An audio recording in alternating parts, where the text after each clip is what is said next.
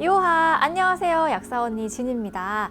요즘 겨울철 건조함, 가려움증 때문에 고생하시는 분들 정말 많으시죠? 그래서 오늘 약사 언니 8편에서는 건조함, 가려움증에 사용하는 약국에서 구매하실 수 있는 제품들을 소개해 드리려고 하는데요.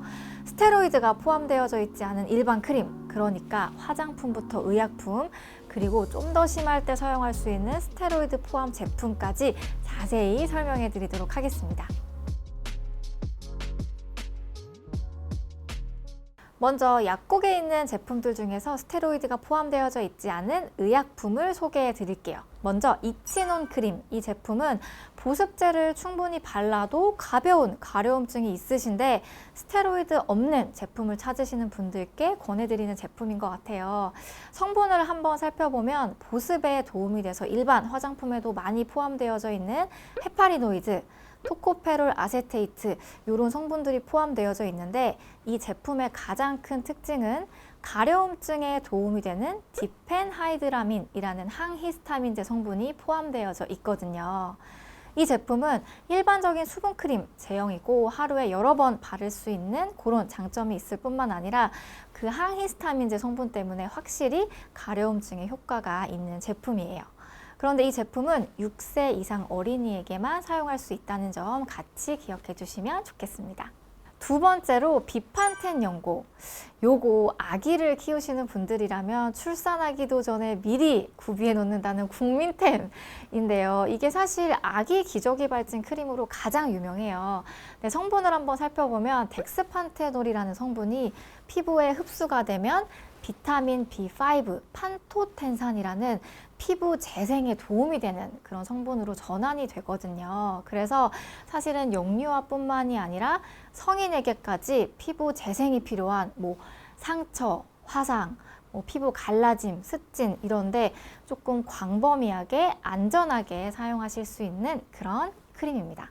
세 번째, 유리아 크림은 우레아라는 성분이 20% 포함된 각질 연화제인데요.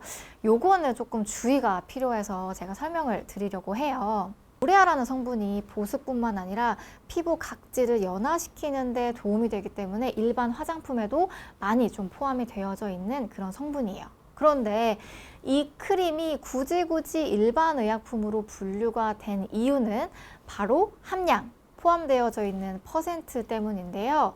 이 우레아라는 성분은 10% 미만일 경우에는 피부 건조증에 사용할 수가 있는데 20%에서 40% 고농도로 포함이 되어져 있으면 왜 팔 뒤꿈치나 발 뒤꿈치처럼 그렇게 단단하게 두꺼워진 살을 용해시키는데 사용하는 그런 성분이거든요.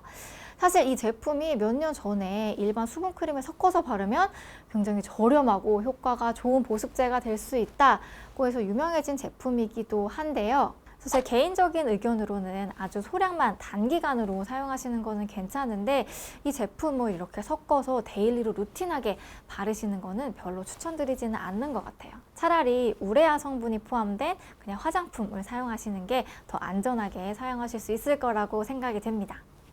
다음으로 소개해드릴 제품은 의약품으로 분류가 되어져 있진 않지만 약국에서도 구매하실 수 있는 화장품에 대해서 소개해드리려고 하는데요. 먼저 정말 유명한 고운발 크림이라고 요거 발각질에 바르는 크림인데요. 이게 막 패키지를 보면은 사실 막 엄청 예쁘고 막 화장품 같고 그런 느낌이 나지는 않는 것 같아요. 그런데 이게 효과가 좋아서 되게 입소문이 정말 많이 난 제품이고 저도 가족이나 주위 지인분들이 발에 뭐 바르면 좋냐라고 물어보면 이 제품을 추천해 드리고 있는 것 같아요. 이 제품의 성분을 한번 살펴보면 아까 말씀드린 각질 연화에 도움이 되는 우레아라는 성분이 들어있고 그다음에 프로폴리스, 로얄 젤리 이런 성분들이 들어있다고 해요. 그리고 요거는 발에 충분히 바르시고 수면 양말을 신고 주무시면 효과가 더 좋다는 사실 같이 꿀팁으로 기억해 주세요. 다음으로 스누아토 크림, 이 제품도 비판텐 연고처럼 아기 크림으로 유명해서 아기 엄마들이 정말 많이 찾으시는 제품 중에 하나인데요. 이 제품도 전성분이 순해서 아기뿐만 아니라 좀 피부가 민감한 어른, 성인에게도 사용할 수가 있는데 이 제품은 조금 가격대가 있다는 점 미리 기억해 주세요. 여러분, 다음으로는 스테로이드가 포함된 제품을 소개해 드리려고 하는데요. 여러분, 스테로이드도 다 같은 스테로이드가 아니에요. 스테로이드도 이제 성분마다 강도가 다 다르다는 것 알고 계셨나요? 그리고 같은 성분이라고 하더라도 제형에 따라서도 달라질 수가 있어요. 연고, 크림, 로션 순으로도 그런 강도가 좀 약해질 수가 있습니다. 그래서 이런 몸통이나 팔과 다리 이런 식으로 피부가 조금 두꺼운 부위에는 강도가 조금 비교적 높은 성분이나 제형을 사용하게 되고요. 얼굴과 같이 좀 얇거나 민감한 부위에는 강도가 낮고 조금 제형이 부드러운 그런 제품들을 사용하게 되어 있습니다. 근데 여러분, 확실히 이게 스테로이드 포함 제품들이 효과가 빠르고 효과가 좋아요.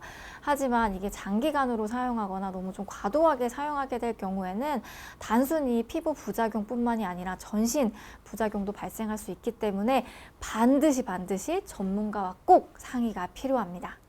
그렇다면 약국에서 구매하실 수 있는 대표적인 제품들을 소개해 드리도록 할게요. 먼저 세렌스톤지 크림.